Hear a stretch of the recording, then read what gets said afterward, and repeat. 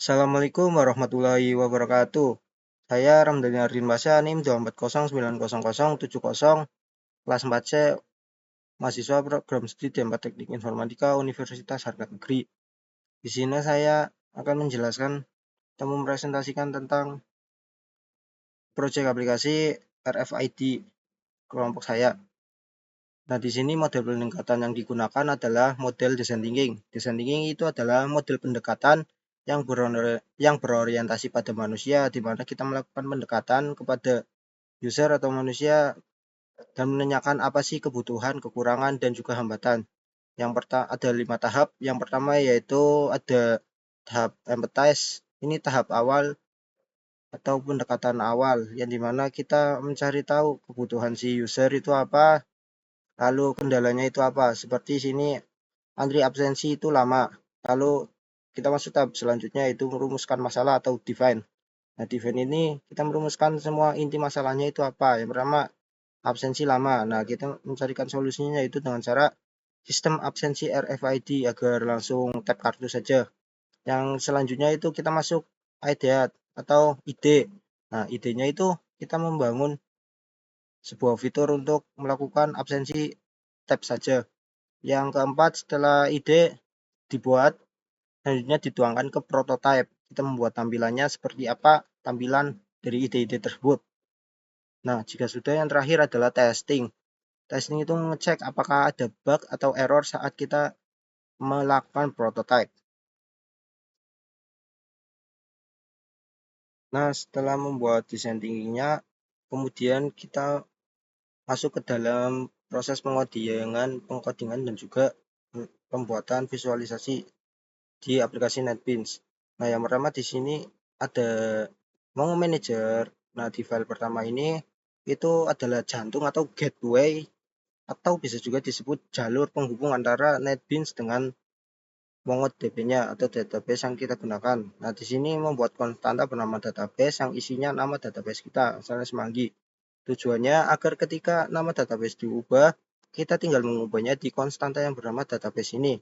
Lalu kemudian ada pojok registry. Nah, pojok registry itu apa? Pojok registry itu untuk menerjemahkan data berbentuk data Java dari NetBeans untuk diterjemahkan secara otomatis menjadi dokumen BISON MongoDB. Lalu yang selanjutnya di sini ada koneksi. Nah, di sini saya menggunakan localhost 27017. Di sini untuk menambahkan koneksinya di mana database kita berada. Lalu jika sudah, membuat fungsi get database untuk mendapatkan database-nya. Nah, selanjutnya jika sudah, kita membuat generic DAO atau data access object. Nah, di mana di sini saya menggunakan generic type supaya bisa diganti oleh entitas lainnya. Nah, hubungannya yaitu hubungan antara DAO dengan Mongo Manager ada di sini, Mongo Manager.getDatabase. Ini akan memanggil database dari kelas Mongo Manager tadi. Nah, di sini itu ada fungsi-fungsinya seperti fungsi save, update, delete, find all, dan lainnya. Jika sudah, selanjutnya membuat mahasiswa service. Nah, mahasiswa service ini tuh file otak dari aplikasi kita. Nah, file ini tuh untuk mengontrol logika sistem seperti penambahan, save, penampilan data, find all, dan juga lainnya. Yang hubungannya dengan file yang kedua yaitu di sini. Ini untuk menghubungkan dengan generic DAO-nya.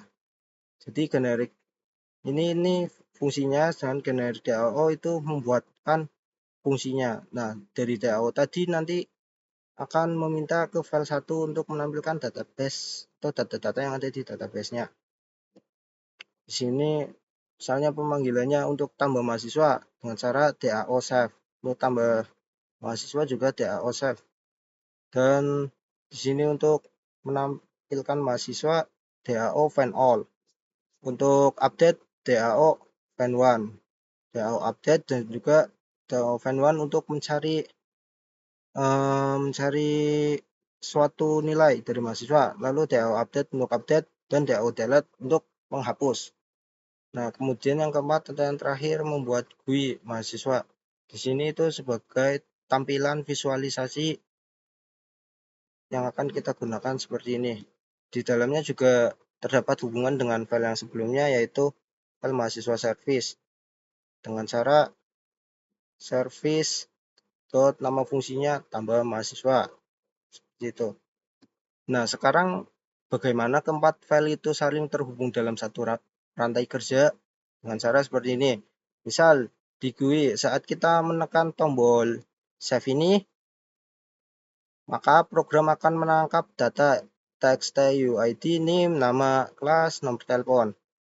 Nah, dari keempat ini kemudian kita memanggil service mahasiswa, service tambah mahasiswa di mana. Nah, selanjutnya di service mahasiswa ini itu akan masuk ke dalam file mahasiswa service. Nah, di mahasiswa service ini lalu melemparkannya ke file yang kedua, di mana melalui perintah dao.save tadi. Nah, di file kedua akan mengeksekusi perintah database MongoDB, yaitu dengan cara collection.insert1 yang sebelumnya. Nah, kemudian itu dari file yang kedua atau file yang DAO tadi akan mengirimkannya ke dalam file 1, yaitu file Mongo Manager untuk mendapatkan koneksinya, yaitu localhost 27017.